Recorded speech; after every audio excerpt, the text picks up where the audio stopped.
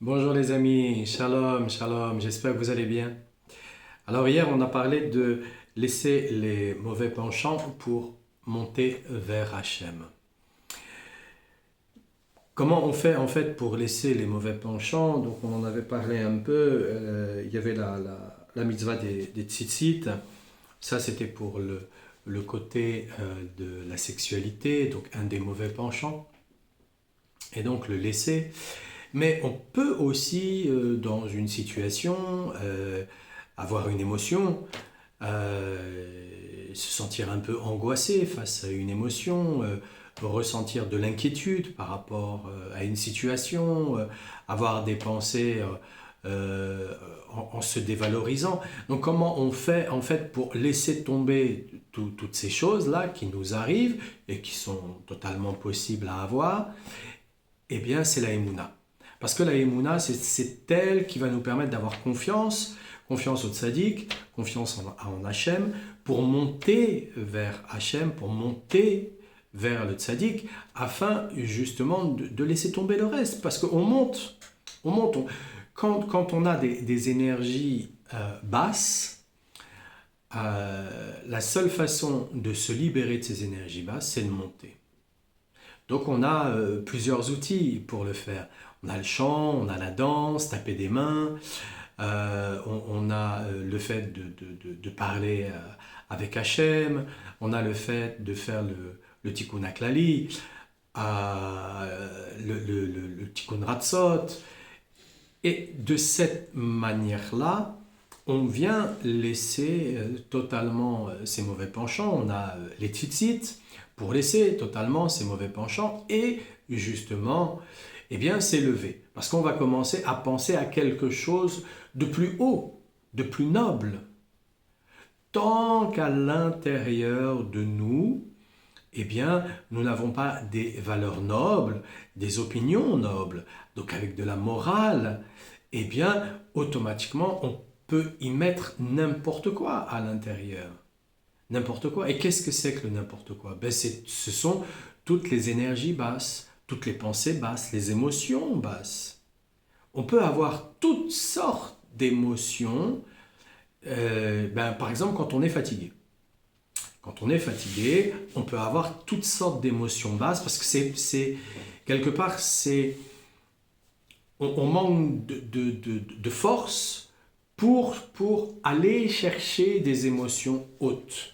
Et donc c'est là où l'étude de la Torah va nous permettre justement, eh bien, même dans ces moments-là, nous donner le réflexe pour toujours aller chercher des émotions hautes.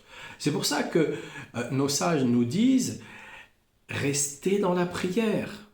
Restez dans la prière, c'est la solution, c'est la façon la plus simple, la plus directe pour échapper au Yetzer Hara, pour échapper au Satan, pour échapper au mauvais penchant, pour échapper à la névrose, pour échapper à la psychose. Quand un individu il est entré dans le monde psychiatrique, donc il est carrément dans les psychoses, et que le psychiatre va lui donner une médication, c'est tout simplement parce que la personne, elle ne sait pas faire l'effort. Elle n'a pas le réflexe. Elle ne sait pas le faire. Donc il faut lui apprendre à faire le réflexe. Il faut lui apprendre à l'avoir, ce réflexe. Donc quand le psychiatre il est bon, c'est un psychiatre qui va vous donner des médicaments pour justement ne pas aller dans ce genre de réflexe qui serait autodestructeur. Et pire dans les autres cas de certaines pathologies psychiatriques, et en même temps apprendre à avoir des bons réflexes pour pouvoir monter en énergie, pour se dire non, c'est pas ça, c'est pas comme ça que j'ai envie de faire, c'est comme ça que j'ai envie d'aller. J'ai pas envie de me laisser avoir par mes attitudes négatives, par mes attitudes plaintives, par mon état de victimisation. Donc, on s'était un petit peu arrêté à tout ça. Et donc, on avait aussi explicitement étudié que le conseil du tzaddik, eh bien, elle est comparable à une semence pure de vérité. Parce que le conseil du tzaddik, il va nous donner une semence pure dans notre tête. Voilà, c'est comme ça qu'il faut faire. Voilà. Donc il n'y a pas à chercher midi à 14 heures. On y arrive ou on n'y arrive pas. Le principal, c'est de vouloir le faire. Parce que tous les jours, quand on veut le faire, au final, on va réussir à le faire. C'est déjà le vouloir le faire. Donc déjà, c'est connaître le conseil du tzaddik, se l'approprier et vouloir le mettre en place. Et ensuite, parfois, le réflexe, il va nous dépasser, donc on va être pris de court. Après, on va se dire, ah oui, mais bon, le tzaddik, il dit non, non, non, non, non. Rabbeinu, il dit non, non, non. Concentre-toi sur les points positifs de toi-même, pas les points négatifs. Les points négatifs, laisse tomber, c'est pas intéressant. Concentre-toi sur les points positifs de toi-même. Donc c'est ce qu'on fait, on se concentre sur les points positifs de nous-mêmes. Et donc, on a eu un échec. Ok, on a eu un échec, mais on se concentre sur les points positifs de nous-mêmes. De cette manière-là, lorsque une autre situation arrivera, eh bien, on sera déjà un peu plus aguerri parce qu'on se sera concentré sur les points positifs de nous-mêmes. Comment on fait pour permettre à un enfant d'évoluer, d'éduquer un enfant? Comment on fait? On le concentre sur les points positifs. C'est pas grave, tu vas réussir. Allez, recommence.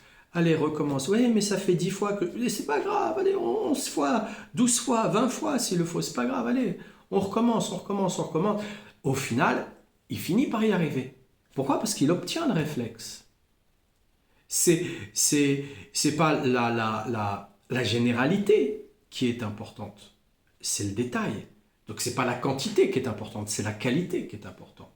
Donc si dans une journée, la quantité fait qu'on a fait plein d'erreurs, c'est pas grave. Ce qui est important, c'est que dans cette journée, on a forcément réussi quelque chose de positif. Et donc, à travers ça, il nous explique un passage du traité de Baba Batra 73b. Et Rabba Bar Barana a dit, voici ce que m'a dit cette Ishmaélite. Viens, je vais te montrer le mont Sinaï. Je l'ai suivi et lorsque je suis arrivé à l'endroit prévu, je vis des scorpions ayant l'apparence d'âne blanc entouraient la montagne. Là, il manque ayant l'apparence d'âne blanc qui entourait la montagne. J'aurais noté, bon, il manque quelque chose, c'est pas grave. Et donc, déjà là, ça veut dire quoi? Ça veut dire que notre cerveau, lui, il peut nous mentir. Il peut nous raconter n'importe quoi. N'importe quoi. Mais quand on a un cœur pur, alors à ce moment-là, on voit juste. Mais si on commence à croire à tout ce qui nous dit le cerveau, mais on n'a pas fini de rater sa vie. Par contre, si on commence à croire à ce que notre cœur nous dit, là, ça sera un peu mieux. Alors quand il y a les deux qui fonctionnent correctement et qu'on est dans une base de raisonnement, alors là, c'est beaucoup mieux. Donc je continue. Et j'entendis une voix céleste qui disait, « Hélas, pourquoi ai-je juré? Car étant donné que j'ai juré, qui peut me délier de mon serment? » À part nous-mêmes, qui peut annuler un serment à part nous-mêmes? À part se dire, non, je me suis trompé, voilà, allez, on passe à autre chose. Il n'y a que nous-mêmes en fait. Mais bon, il va rentrer dans une explication et donc l'expression « Viens, je vais te montrer le mont Sinaï » fait allusion au conseil, car c'est au mont Sinaï que les Hébreux ont reçu les 613 commandements de la Torah. 613 commandements. Nous avons reçu 613 commandements pour nous appliquer correctement. 248 positifs, 365 négatifs. Dans les 365 négatifs, qui va représenter le système nerveux, et dans les 248 positifs, qui vont représenter les os et les muscles. De cet ordre-là, les organes, pardon, et de cet ordre-là, les os et les organes. De cet ordre-là, on reçoit les 613 commandements. Pourquoi? Pour se tenir droit, pour faire du mieux que l'on puisse faire dans une journée. Qu'on puisse s'adapter, s'équilibrer, savoir improviser, savoir changer, savoir être à sa place et ne pas se laisser déborder. Voilà où on en est dans les 613 commandements. Pour qu'on puisse non pas être dans une soi-disant improvisation philosophique, sortie de je ne sais quel cerveau malade ou cœur tordu, puisque la plupart des philosophes grecs sont morts dans des conditions, je ne sais plus, je crois que c'était Aristote qui était mort dans un bordel. À quoi ça sert? Faites ce que je vous dis, mais faites pas ce que je fais. Donc, à quoi ça sert? Donc, on a 613 commandements justement pour faites ce que je vous dis et faites ce que je fais. Pour avoir un exemple. Parce qu'un enfant, comment on l'élève? On va lui parler, mais c'est l'exemple, c'est comment on se comporte qui va se mettre en place. Si on est là, non, mais arrête de fumer, c'est pas bien de fumer, ouais, c'est pas bien de fumer, comment il va faire? Il va le faire, il va fumer. Si la maman, elle s'habille pas correctement, comment elle va faire l'enfant? Elle va faire pareil, elle va pas s'habiller correctement. Mais non, je t'ai dit, il faut que tu t'habilles correctement. Oui, mais toi, comment tu fais? Montre-nous déjà l'exemple. Donc, on a 613 commandements, justement, pour comprendre à quel point nous avons besoin d'exemples. Et le tzaddik, lui, la pureté qu'il a dans sa semence emmène la vérité. Parce que le tzaddik, lui, la seule chose qu'il a envie de voir, c'est Hachem. Il n'a pas envie de regarder autre chose. À quoi bon ça va lui servir? Comme disait Rabbeinu, aujourd'hui je regarde les femmes comme je regarde les hommes. C'est-à-dire que ça lui fait plus rien. Ça lui fait plus rien. C'est des arbres. Voilà, c'est un décor. C'est un décor. Voilà. Et voilà. Donc dans notre société, aujourd'hui, on pourrait dire, quand ils sont habillés, certains, c'est des arbres qui sont en fleurs. Et puis, quand ils sont à moitié nus, on est plutôt en hiver. Et donc, voilà, et ils ont plus de feuilles. Ouais, parce que est-ce que c'est beau un arbre? Je regarde l'arbre que j'ai dehors. Est-ce que c'est beau un arbre qui a plus de feuilles? Il n'y a que des branches. C'est exactement pareil. Un corps dénudé, c'est juste des objets à des endroits placés parce que pour une femme, ça a une utilité, pour un homme, ça a une autre utilité. Voilà, tout simplement. Donc quand on réussit à regarder les choses comme ça et ne plus avoir d'émotion, ça c'est un autre sujet. Donc on a les 613 commandements qui sont là justement pour nous annoncer, étudie, mets des choses positives dans ta tête, le reste, voilà. Et puis à la rigueur, si tu n'arrives pas à gérer ce point-là qui est la sexualité, eh bien on a le mikvé, mais aussi on a aussi une alimentation. Une alimentation qui va être très pauvre en sucre, très pauvre en sel, très pauvre en épices, va faire en sorte de vous aider à régler vos problèmes de sexualité. La majeure partie des problèmes bipolaires, schizophréniques, qui touchent l'humanité est en relation avec leur sexualité. Alors ça ne veut pas dire que ce sont des gens qui vont coucher avec tout le monde, non.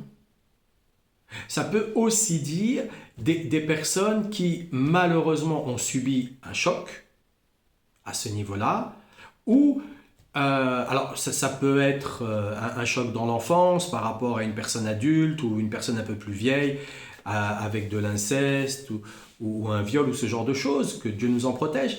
Mais ça peut être aussi une maman qui, lorsqu'elle vient nettoyer cet endroit, qui est précieux, qui est sensible, elle y vient avec dureté. Et là, à ce moment-là, il va y avoir un choc. Et là, à ce moment-là, il va y avoir un dérèglement. Donc la plupart, je dis bien la plupart des problèmes tels que la bipolarité ou la schizophrénie sont en rapport avec la sexualité. Donc pour régler ce genre de problème, on commence déjà par régler l'alimentation. On enlève le sucre, c'est un parasite, le sel, ça peut être un champignon, ça peut être une bactérie. C'est très rare que ça soit, à part si on est tout le temps en train de manger des produits transformés, donc ça devient un parasite, mais c'est très rare. Les épices, voilà, on évite les piments, on évite les choses qui excitent le sang, tous les excitants, on enlève. Le thé, le café, on enlève tous les excitants, on prend que des choses qui calment.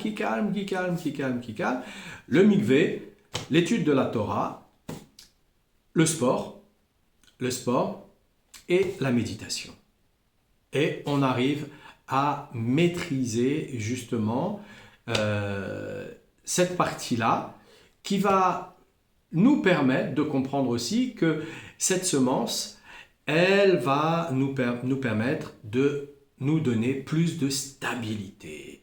Donc, quand on est fatigué, on va beaucoup plus regarder les côtés positifs parce qu'on les aura étudiés, parce qu'on les aura travaillés, parce qu'on aura programmé notre cerveau à aller rechercher ces informations selon la qualité et non plus selon la quantité. Et dans notre cœur, on n'aura que des informations de qualité. Être pur, c'est avoir des informations de qualité dans son cœur. C'est un gros travail, très gros travail, très gros travail. Et donc, les scorpions entourant la montagne évoquent le serpent qui, comme le scorpion, peut émettre du venin au sens figuré. Il s'agit des conseils des mécréants qui nous empêchent de recevoir les conseils émanant du tzaddik, qui sont eux purs de vérité. Bah oui. Ah, mais vous savez, il y a le Big Bang, et puis depuis le Big Bang, alors le monde s'est créé, et puis l'homme, il descend du singe, et le singe, il descend de l'arbre, et vous savez, il y a eu la préhistoire, et puis il y a eu l'homme des cavernes, le Néandertal, le Cro-Magnon, aujourd'hui nous sommes au même titre que l'Homo sapiens, et puis l'homme nouveau a de moins en moins de poils. Tout un tas de théories fumeuses qui font que si on commence à suivre une de ces personnes tous les jours, durant 3 mois, pourquoi? Parce que c'est 3 lunes. Durant les 3 lunes, il va inexorablement y avoir quelque chose qui se passe. Entre les interstices des lunes, là, il va y avoir des choses qui se passent avec beaucoup de changements. Déjà, un être humain, tous les jours, il a changé, si ce n'est toutes les secondes ou toutes les minutes quand on étudie. Donc, quand on suit ce genre d'être humain et qu'on le suit vraiment, alors à ce moment-là, on s'aperçoit que non, il n'est pas clair. Il est très loin d'être clair. Il a inventé des théories fumeuses. Comme m'a dit un jour mon amie, qui est océanographe, elle m'a dit non, on fait des papiers et beaucoup font des papiers, c'est-à-dire ils font des thèses, des explications, des résumés, des interprétations sur des découvertes, tout simplement pour avoir des budgets. Voilà, pour avoir de l'argent. Et donc, bien souvent, bah, ils balancent ce qu'ils ont envie de balancer, parce que c'est la mode du moment, voilà, c'est comme ça. Elle m'a même expliqué que, alors je ne sais plus la date exactement, à quelle période ça s'est passé, mais nos amis scientifiques japonais, eh bien, sont allés inventer, hein, qu'il n'y avait pas d'oxygène dans l'océan et qu'il fallait prouver qu'il y ait de l'oxygène dans l'océan. Donc ils sont descendus pour aller voir justement s'il y avait de l'oxygène dans l'océan. Et pour ça, ils ont débloqué des millions de leur monnaie. Mais un poisson, ça respire comment? Il respire de l'oxygène. Il y a de l'oxygène dans l'eau, mais elle est plus dense. Elle est plus dense, mais il y a de l'oxygène dans l'eau. Tout le monde le sait. Moi, j'ai pas fait des études scientifiques et on le sait. C'est d'ailleurs parce que j'ai pas fait d'études scientifiques que je dois le savoir, parce que sinon la plupart ne le savent pas. Je me demande. C'est complètement voilà, surprenant. Bah, pourquoi ils le font? Pour mettre en place des budgets. Voilà.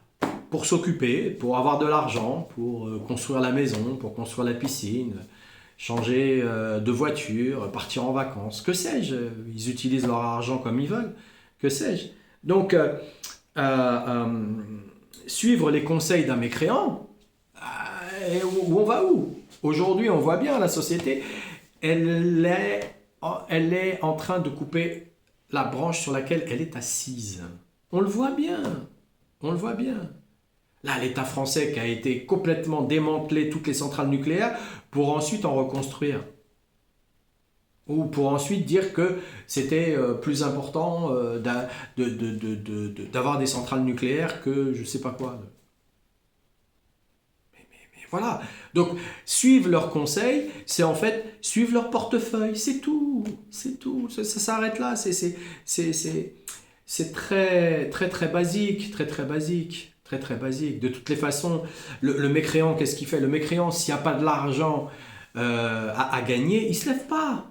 Il se lève pas, il a pas besoin, d'aller travailler, ça n'intéresse pas. Étudier, alors là, non, ça n'intéresse pas. Donc, euh, il va toujours passer l'argent en premier. Pourquoi il passe l'argent en premier? Ben parce qu'il y a pas Hachem dans sa vie. Il n'y a pas Hachem. Donc il n'y a pas d'Emouna. Donc, bon gré, mal gré, il est comme la girouette, il tourne au gré du vent. Voilà, ils ont inventé la bourse, donc c'est le vent. Voilà. Voilà, c'est comme ça que ça marche. Ils avaient l'apparence d'ânes blancs. C'est une allusion au tzitzit, qui nous protège des suggestions du serpent qui appelle à la luxure. On peut trouver référence à cela dans le traité des Menachot 43b, où, à propos des tzitzit, on pose la question de savoir à qui revient le châtiment le plus grave. Celui qui a omis de mettre un fil d'azur ou celui qui n'a pas mis de fil blanc aux franges de son vêtement. Et la Gemara répond par une parabole. Quelle est la personne la plus coupable? Celle qui s'est vue ordonner de rapporter un seau en or ou celle qui devait ramener un seau en argile? Le seau en or, produit rare et cher, correspond au fil d'azur. Et le seau en argile, matière répandue et blanche, correspond au fil blanc. Or, les ânes blancs évoqués plus haut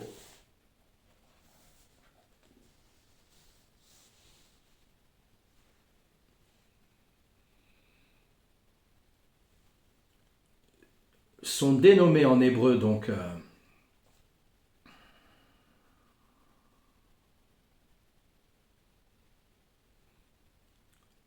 Ramor, et en hébreu donc le mot Ramor, le mot âne, eh bien, veut dire non seulement âne, mais également la matière.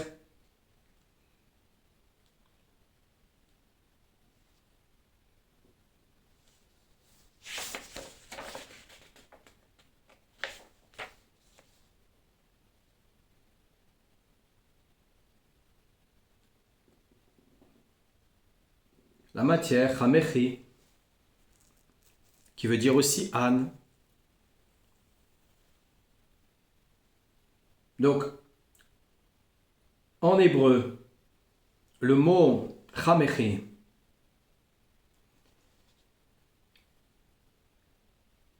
qui est aussi en hébreu, qui est aussi qui veut dire non seulement qui veut dire non seulement un âne, mais également la matière.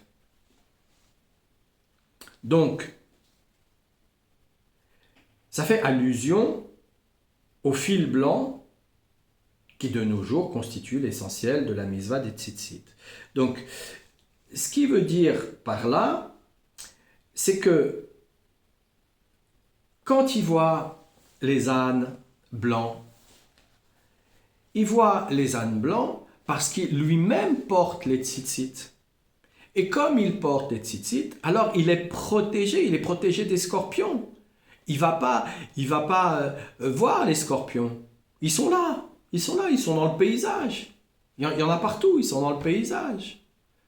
Hier, j'expliquais, on est en train de scroller sur les réseaux sociaux et on a des paroles de Torah, et puis d'un seul coup, il y a une femme qui est dénudée. On fait défiler, on passe à autre chose. On reste plus concentré sur les ânes blancs que sur les scorpions. Est-ce qu'on a besoin... Pourquoi on va rester bloqué sur une femme dénudée? Pour quelle raison? Déjà, parce qu'on n'a pas le réflexe. Secondo, parce qu'on ne sait pas ce que l'on veut véritablement. Qu'est-ce que l'on veut véritablement? Ou alors, parce qu'on croit qu'on peut avoir le beurre et l'argent du beurre et la crémière au passage. Mais non, ça n'existe pas comme ça. Ça n'existe pas comme ça. Pour qu'on puisse, quand on est un bébé, pour qu'on puisse véritablement marcher correctement, il faut que notre maman nous enlève notre couche. Auquel cas, on a des difficultés à marcher correctement. On va tout le temps essayer de s'équilibrer avec les bras. Donc, quand on a ce genre de vision et qu'on veut par la même occasion avancer dans la spiritualité, ça marche pas. Regardez, il y a une épidémie là depuis une vingtaine d'années. Il y a une épidémie sur les réseaux sociaux, c'est le tantra. Apprenez le tantra. Ils savent même pas d'où ça vient le tantra. Le tantra, ça vient des moines yogis. Et les moines yogis ne sont pas mariés. Ou quand ils sont mariés, ils sont dans la chasteté avec les yoginis, leurs femmes. Exactement comme il y a les tzaddik et les tzadikettes. Donc on a les yogis et les yoginis.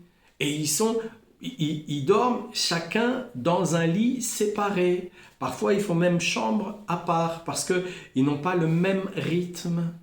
Et en fait, quand ils vont se retrouver dans leur jeune âge, parce qu'ils sont mariés jeunes aussi, eh bien, comment vont-ils faire? Eh bien, ils vont se retrouver pour faire des enfants. Et ça va s'arrêter là, parce qu'ils savent que leur semence, ils doivent la garder dans la pureté, parce qu'ils ont des choses à faire très importantes. C'est une question d'importance. Soit on considère que notre vie est très importante, et alors à ce moment-là, comme on considère qu'elle est très importante et en même temps elle est très courte, c'est court 80 ans, que même Dieu nous donne jusqu'à 148 ans, mais c'est très court, c'est très très court au final. Eh bien, ils savent que pertinemment, eh bien comme c'est très court, ils ne veulent pas perdre de temps. Ils veulent monter les échelons. Ils veulent aller là où ils ont décidé d'aller. Et pas tout simplement dans une prise de plaisir qui est éphémère. Pour en même temps faire quoi? Affaiblir l'individu. Parce que la mauvaise utilisation de la semence affaiblit l'individu. Ça l'affaiblit psychologiquement, ça l'affaiblit émotionnellement et ça l'affaiblit physiquement. Et ensuite, ben, quand l'individu est vraiment affaibli à cause de la maltraitance, de l'auto-maltraitance qu'il a avec lui-même. On appelle ça même de l'auto-suicide inconscient. Eh bien, il va vers quoi? Il va vers des maladies, puisqu'il va vers une dégénérescence. Il va vers une dégénérescence. Donc, quand on porte les tzitzit, eh bien là, on le voit bien dans ce qui est énoncé, dans ce qui est évoqué hein, dans ce passage du traité de Baba Batra. Eh bien, c'est que plutôt que de se concentrer sur le scorpion, celui qui va nous tuer, celui qui va nous donner de mauvais penchants. Au lieu de se concentrer sur ce scorpion-là, eh bien, on va se concentrer sur les ânes blancs. Non, nous on veut même aller, même si on y va tranquillement, parce qu'un âne, ça va doucement, un âne. Ça marche doucement. Mais voilà, on veut être comme un âne blanc, on va marcher doucement et on est têtu. Non, il n'y a que ça qui m'intéresse. C'est ça que je veux, c'est vers ça que je veux. Alors parfois, on a tendance à vouloir, quand on débute, on veut mettre la barre trop haute. On veut faire tout de suite très très fort. On veut inconsciemment,